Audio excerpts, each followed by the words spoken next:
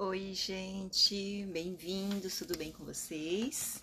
Tudo jóia aí? Para quem não me conhece, meu nome é Giselma Roberto, eu sou coordenadora, deixa eu afastar um pouquinho aqui, eu sou coordenadora dos anos iniciais de uma escola estadual. E nós vamos conversar um pouquinho agora sobre o fazer a diferença na educação. Como é que a gente faz a diferença na educação?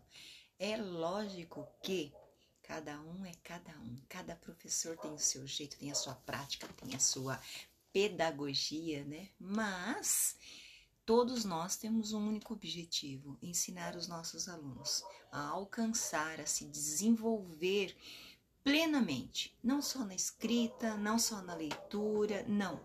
Nós temos que formar cidadãos praticantes da língua, usar a língua, usar a escrita no contexto social.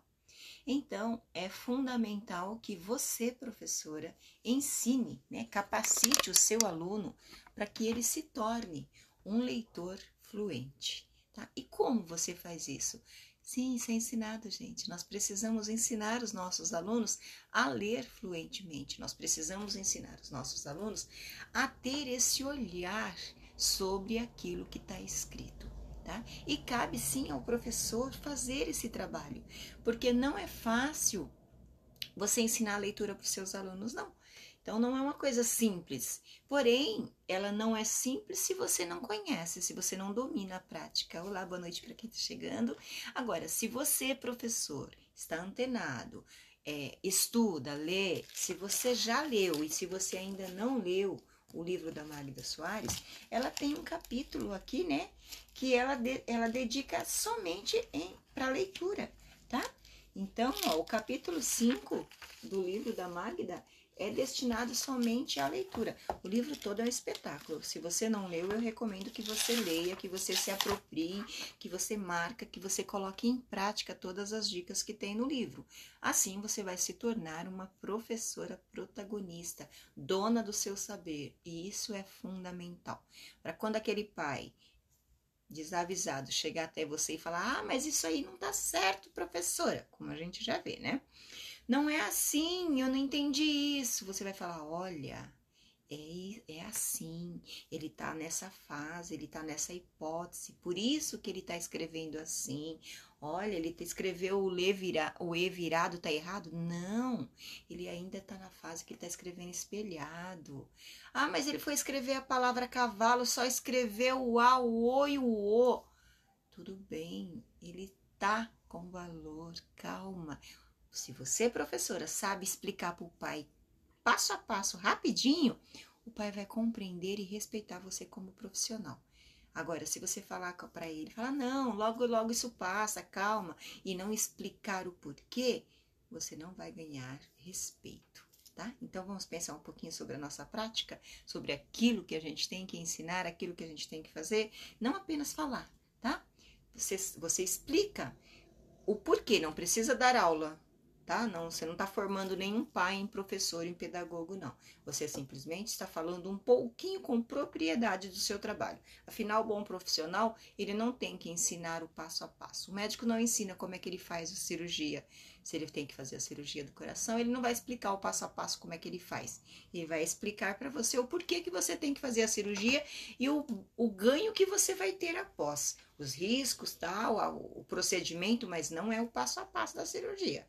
Tá? Então, é saber falar com propriedade, mas sem ficar nos pormenores, que isso só pertence ao professor, ok? É um conhecimento adquirido, um conhecimento, uma habilidade que você estudou muito, foram sendo agrupadas essas habilidades de estudo e tornou-se em um conhecimento, tá bom?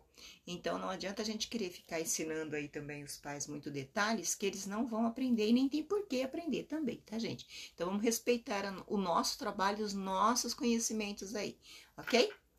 Então, você vai adquirindo habilidades no seu percurso, você vai passando por essas habilidades, você vai agregando habilidades e essas habilidades vão te tornar um professor competente, ok? Então, vamos falar um pouquinho sobre leitura. Então, voltando aí, se você leu, né, a gente falou um pouquinho sobre a leitura fluente, se você leu o livro da Magda, como eu te falei. Se você ainda não leu, sem problema nenhum, tá? Tudo bem, você pode ler depois, você pode participar, se você quiser conhecer um pouquinho, participa da formação no dia 28 de outubro, tá? Que eu vou fazer sobre leitura fluente. E eu vou te dar dicas, porque quando a criança ainda está em processo de alfabetização, ela perde muito, perde, modo de falar, tá errado, ela ganha, tá? Vou corrigir aqui. Ela ganha porque ela tá focada na escrita. Então, ela não tem tempo para pensar em como se lê. Então, por isso que quando a criança se apropria do sistema de escrita, ela dedica todos os seus neurônios para a escrita, o registro no caderno. Ela não está preocupada em ler a palavra. Ela ainda não está nesse processo. Não que eles estejam desassociados, tá bom? Porém, neste momento, para ela, o importante é a grafia, tá? Então, isso vocês vão ver aí também no livro da Magda.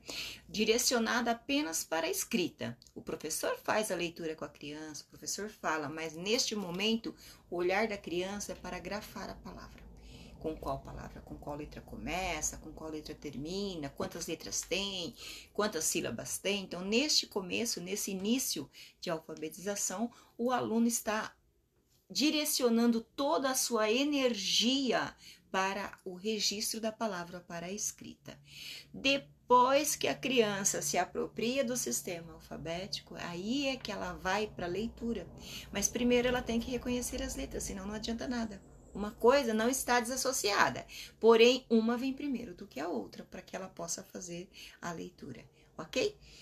Quando ela começa a ler, quando ela já perdeu a preocupação daquela escrita, de como se escreve. Então, eu vou ler lá a palavra, eu dei o exemplo da palavra cavalo, né?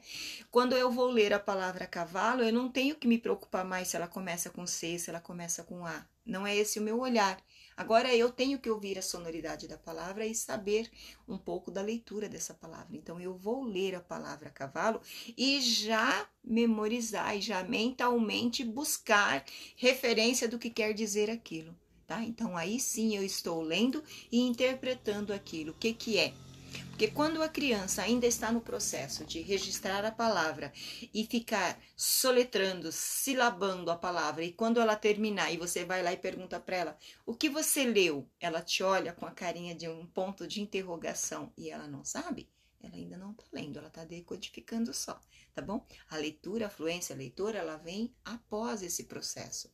Ok? Quando ela já lê, quando ela leu aquela palavra, ela te olha, ela volta de novo, aí ela fala a palavra cavalo. Então, ela entendeu, ela compreendeu que lá está escrito cavalo.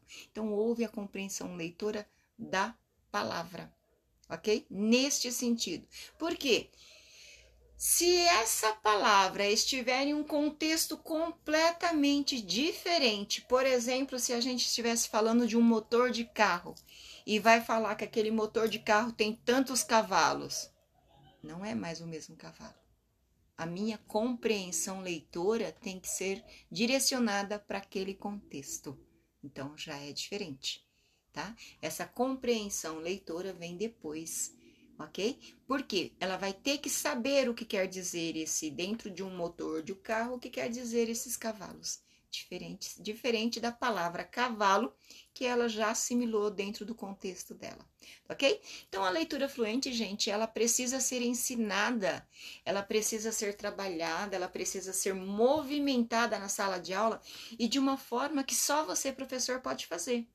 Sabe aquela leitura que você vai fazendo e você vai inferindo, perguntando, é de dia, é de noite, é tarde? Esse livro, deixa eu ver se eu consigo pegar o meu livro sem derrubar nada aqui da minha estante. Espera só um segundo, deixa eu ver aqui.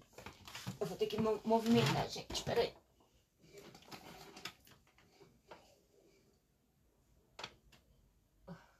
Por exemplo, eu estou lendo, eu vou ler aqui essa... Se eu tô... Deixa eu puxar um pouquinho aqui. Essa história aqui, certo? Esse livro aqui. Então, se eu estou lendo a verdadeira história dos 3 porquinhos e eu só leio essa história e eu não informo a história anterior, esse livro não tem sentido. Para que este livro ganhe sentido, os alunos têm que conhecer a história anterior, senão não tem sentido.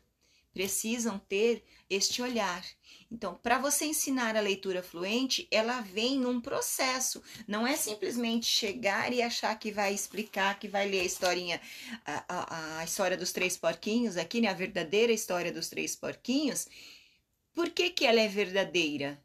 Bom, se essa daqui é a verdadeira, qual é a outra que é a falsa, então?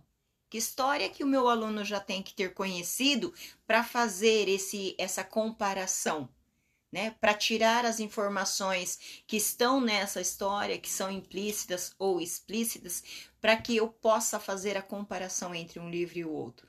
Eu não posso apenas chegar e falar, olha, nós vamos discutir essa verdadeira história dos três porquinhos, se antes eu não ler a história dos três porquinhos para o meu aluno. Porque lá tem todo um processo, e quando vem para a explicação dessa história tem que ter, já tem que ter embasamento na primeira. Não dá para você fazer simplesmente uma leitura, buscar uma fluência leitora, se você não fizer este embasamento, se você não fizer essa comparação e fazer com que seu aluno reflita sobre isso. Porque senão não vai ganhar sentido, senão a leitura ela vai deixar de ser fluente, porque vai ser apenas uma decodificação. Não haverá interpretação. Tá? E para que haja leitura fluente, tem que ter a interpretação dos fatos. O aluno tem que saber o porquê que essa daqui é a verdadeira história dos três porquinhos. O que será que aconteceu? Então, se você não conhece o livro, eu sugiro que você leia. Nas escolas tem, esse livro é da escola. Eu estou fazendo um trabalho para fazer a formação de fluência leitura pautada neste livro aqui para as minhas professoras. E dando um pouquinho de dicas, sugestões para você aí do outro lado também, para você poder utilizar na sua história. Retomando, aqui no livro da Magda Soares, como eu já falei, na página 220, deixa eu voltar aqui, para falar para vocês. No comecinho do livro aí, na página no capítulo 5 do livro do Alfaletrar da Magda, ela vem falando sobre fluência leitora. Ela faz um apanhado muito bacana, ela faz um debate muito pertinente em relação a histórias, né? A leitura de livros. Então, aí tem vários livros aí onde se trabalha, para trabalhar a fluência leitora, com a imagem e com a frase que está falando sobre aquela imagem. Então, sugiro a você que dá uma passadinha de olhos aí para você ficar mais por dentro de como trabalhar essa fluência leitora. E aqui que eu quero mostrar para vocês, na página 212, ela traz um quadro, tá? Onde ela vai falar um pouquinho sobre textos, né? Que tipo de, quais são em relação aos gêneros, né? Preferenciais para leitura no ciclo de alfabetização. Então, ela vai te dar alguns olhares para você já trabalhar, para você se aprofundar aí em relação à fluência leitura, tá? Ela vai falar sobre as categorias, se são interativos, prescritivos, narrativos, expositivos ou poéticos. Cada um desses daqui vai dar conta de um dos gêneros, né? Seja os gêneros bilhete, convite, carta, regras de comportamento, regras do jogo, contos clássicos e outros, lendas, fábulas, histórias, contos de tradição popular, histórias em quadrinhos e tirinhas, que é o que eu dei de exemplo lá quando eu fiz o Rios para vocês, que entra dentro dos textos narrativos, sequências de imagens, livros de imagens, tirinha muda. História em quadrinhos muda sem nenhum tipo de escrita. A criança precisa compreender que história é essa. Não é simplesmente uma história. Então, ela tem que ter compreensão dessa história para que ela possa compreender a imagem. Tá? A história ela já tem que ter ouvido essa história para que ela possa fazer inferência. Senão a história não tem sentido, não há aprendizado, ela não sabe do que se trata. Isso é ensinado. Em relação aos textos expositivos, vai entrar os textos jornalísticos aí, né? Texto informativo, notícia em jornal, em revista infantil, em folhetos, em propaganda, verbete de dicionários infantil, trabalhando a fala, né? O conhecimento de algumas palavras que a criança precisa entender o que significa essa palavra. Em relação aos textos, né, em relação à categoria dos poéticos, aí vai entrar poemas, parlendas, cantigas infantis, trava-línguas, adivinhações. E tudo isso tem uma caracterização de quando Como? Como eu entrego essa leitura para o meu aluno, esse ensino, né? Como é que eu faço esse ensino para que de fato haja a aprendizagem, ok? E depois lá na frente também ela vai entrar agora com outros, ó, mais um aqui, tá? Ela vai entrar com outro quadro, ok? Lá na página 218 e 219, que ela vai falar quais são os critérios para trabalhar esse gênero textual. Não é de qualquer jeito que você vai escolher esses gêneros, porque vai depender de como você vai passar esse conhecimento para os seus alunos. Não é um conhecimento de qualquer jeito, você não vai dar uma história em quadrinho de qualquer jeito. Não. Como que você quer que o seu aluno saia depois que você passar toda essa informação, essa formação? Como você espera que o seu aluno reaja a tudo isso, compreenda tudo isso e repasse isso? E chega em casa feliz porque ele compreendeu e agora ele pode passar. Então, você precisa realmente ensinar o seu aluno a ler e compreender qualquer tipo de texto, fazendo inferências, buscando o que não está escrito. E como eu falei para vocês, né, agora, antes da gente, lá nos vídeos que eu fiz, quando você vai trabalhar com o seu aluno a leitura, você precisa resgatar conhecimentos prévios.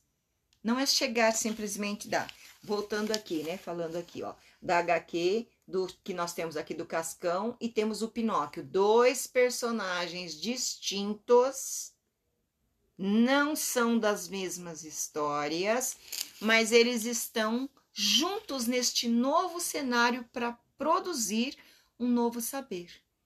Então, são 2 quadros, né? 2 quadrinhos de história que um complementa o outro. E se o seu aluno não conhecer a história do Pinóquio, se o seu aluno não conhecer as histórias da HQ do Maurício e ter esse olhar para o Cascão, o personagem do Cascão, isso não vai fazer sentido. Então, você precisa, antes de fazer isso, fazer com que seu aluno conheça a história. Só depois dele conhecer a história do Cascão, só depois dele conhecer a história do Pinóquio, ao ler esses 2 quadrinhos aqui, ele vai inferir conhecimentos prévios. Ele vai utilizar, ele vai resgatar aquilo que ele já sabe, aquilo que ele já conseguiu, aquilo que ele já aprendeu, e aí sim, deixa eu virar um pouquinho só a câmera aqui, e aí sim ele vai conseguir fazer o seu trabalho. Ok? Aí ele vai conseguir colocar esse conhecimento todo em relação à fluência, tá? Em prática. Então, aí ele se torna um leitor. E só uma dúvida. Só uma dúvida não, só um porém aí. Esses dias, em uma formação que eu fiz, agora eu não me lembro quem foi que falou a formação. Preciso retomar. Que ninguém é um leitor fluente. Nós não somos leitores fluentes. Nós somos leitores fluentes nos textos que nos competem. O professor, ele é um leitor fluente dentro do contexto de trabalho dele. Então, quando ele lê uma palavra aí nos livros da vida, nas formações da vida, dentro dos materiais expositivos, jornais, revistas, dentro de qualquer material, dentro de qualquer gênero, tá? Vamos colocar assim, dentro das categorias ou de qualquer outro gênero aí, ele só vai ser fluente naquilo que ele domina. Por exemplo, eu como professora, eu vou ler um texto falando sobre o professor, alfabetização, leitura, fluência, escrita, hipóteses, porque quando eu leio essas palavras, elas estão dentro do meu contexto social, dentro da minha vida social. Então, eu vou reconhecer aquelas palavras, vou inseri-las dentro do meu contexto de conhecimento, do meu conhecimento prévio e gerar uma interpretação. Então, eu vou ser fluente naquele texto que eu acabei de ler.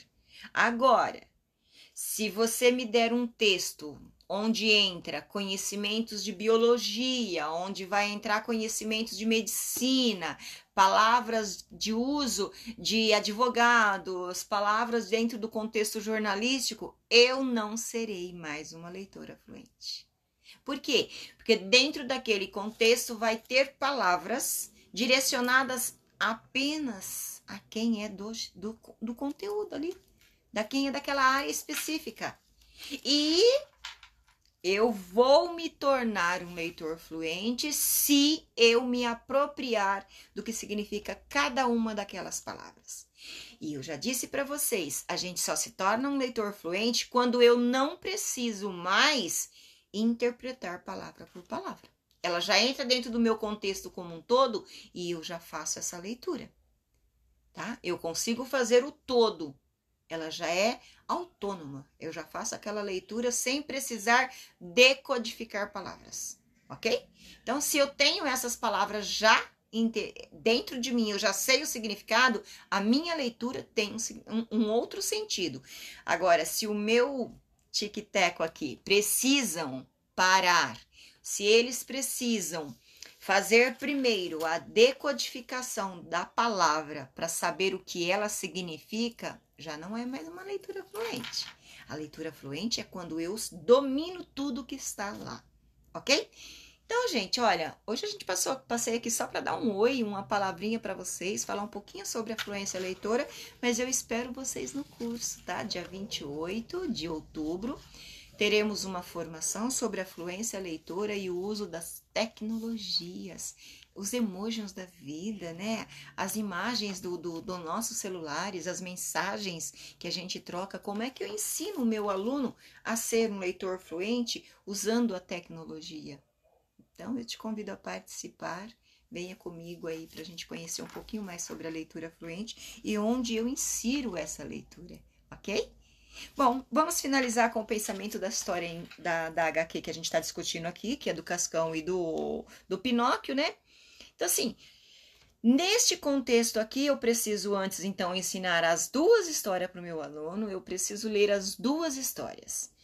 No primeiro quadradinho aqui, ó, vou mostrar para você aqui bem pertinho, neste primeiro aqui, ó, eu vejo que o Cascão está em cima de algo. Só na segunda eu vou saber onde ele está, que é na ponta do nariz do Pinóquio. Se o meu aluno não sabe que o nariz do Pinóquio é de madeira, ele não vai ligar essa ponte, tá? A história, ele não vai interpretar. Então, você precisa ensinar isso para o seu aluno. Então, primeira coisa aí, conhecer a história do Pinóquio e saber que seu nariz cresce a cada vez que ele fala uma mentira. Segundo ponto que você tem que trabalhar com o seu aluno antes, lembrar que o Cascão tem pavor de água e ele quer atravessar um rio sem se molhar. Então, você precisa fazer várias leituras antes com seus alunos e falar para que o seu aluno conheça a história e a realidade do Cascão, que ele jamais vai entrar em água, certo? Que ele está usando o nariz do Pinóquio como uma ponte, o que então esclarece que no primeiro quadrinho, Cascão está ajoelhado sobre a ponta do nariz do Pinóquio. E para alcançar o outro lado, o nariz do Pinóquio tem que crescer. Para isso, o que o Pinóquio tem que fazer? Ele tem que mentir. Ele tem que contar uma mentira. Porque a cada vez que ele mente, o nariz dele cresce. Então, são conhecimentos prévios que o aluno precisa ter. Porque senão, não vai haver uma leitura fluente, não vai haver a interpretação, a posse desse texto. Porque é muito fácil você falar, é uma história em quadrinho muito simplesinha, muito fácil do meu aluno compreender. Se o seu aluno estiver no segundo ano, no terceiro ano, daí para frente, provavelmente ele conhece a história tanto do Cascão quanto do Pinóquio. Para ele, talvez vai ser mais fácil. Agora, se o seu aluno é um aluno que está começando agora, no primeiro aninho ou da educação infantil, e ele não conhece a história do Pinóquio e ele não conhece a história do Cascão, essa história em quadrinho não faz o menor sentido. Não haverá interpretação de nada. Ele não vai inferir nenhum conhecimento prévio para saber do que se trata e não vai fazer um trabalho, não vai desenvolver a leitura fluente, que é o nosso objetivo que nós queremos alcançar. Então, assim, nós precisamos sim ensinar como se ler. E para que isso seja ensinado, primeiro o aluno tem que adquirir, ele tem que deixar a mente dele já autônoma, sem se preocupar com a escrita. Então, a leitura fluente vai vir após esse processo, após o momento que ele adquire, né, o sistema de escrita. Se vocês já leram o livro do Arthur, tá? Esse daqui, ó. Se você ainda não leu, tome posse desse conhecimento. Primeiro ele, tá? Depois que o aluno adquire todo esse conhecimento em relação às palavras, em como você vai alfabetizar seu aluno, depois que você adquire, que o seu aluno adquire esse conhecimento, é que você vai trabalhar com a leitura. Não que você tem que esperar.